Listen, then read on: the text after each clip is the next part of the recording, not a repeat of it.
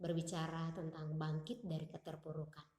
Ada banyak tokoh Alkitab yang mengalami titik-titik terendah, pergumulan atau keterpurukan di dalam perjalanan hidup mereka. Injil Yohanes pasal yang keempat ayat yang pertama hingga yang ke-42 berbicara tentang percakapan Tuhan Yesus dengan perempuan Samaria di sumur Yakub. Bagaimana sih perempuan Samaria ini bisa bangkit dari keterpurukannya? Yang pertama, perempuan Samaria menyediakan waktu yang cukup untuk mendengarkan Tuhan, berkomunikasi, bercakap-cakap dengan Tuhan. Dan yang kedua, ketika Tuhan Yesus menyatakan kebenaran-kebenaran yang ia lakukan, yang perempuan Samaria ini jalani, dia tidak membela diri, dia menyatakan ia benar. Ketika Tuhan Yesus menyatakan kebenaran-kebenaran itu, perempuan Samaria tetap mendengar. Dan yang ketiga, dia mulai mengenal Tuhan. Dia menyatakan Yesus adalah seorang nabi. Yesus adalah Mesias. Yesus adalah, mungkin dia adalah Kristus yang dijanjikan. Dan pada akhirnya, perempuan Samaria ini mengalami kebebasan, kemerdekaan. Dia bangkit dari keterpurukannya.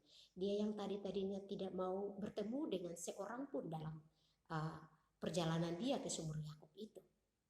Pada akhirnya, dia berlari dengan semangatnya, dengan sukacitanya untuk pergi bersaksi tentang Kristus kepada orang-orang Samaria. Sehingga orang-orang Samaria itu pun boleh datang kepada Tuhan Yesus, mengenal Tuhan Yesus.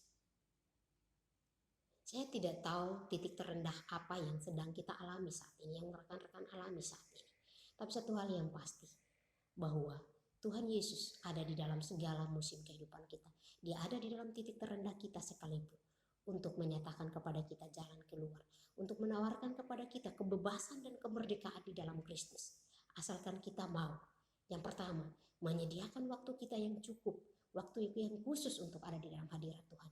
Dan yang kedua, sepakat dengan Tuhan bahwa dosa adalah dosa, jujur kepada Allah apa adanya. Dan yang ketiga, mengenal Dia dengan benar, merendahkan diri, menyatakan kedaulatan Tuhan, sehingga kita boleh melihat siapa Tuhan dan siapa kita di hadapan Tuhan.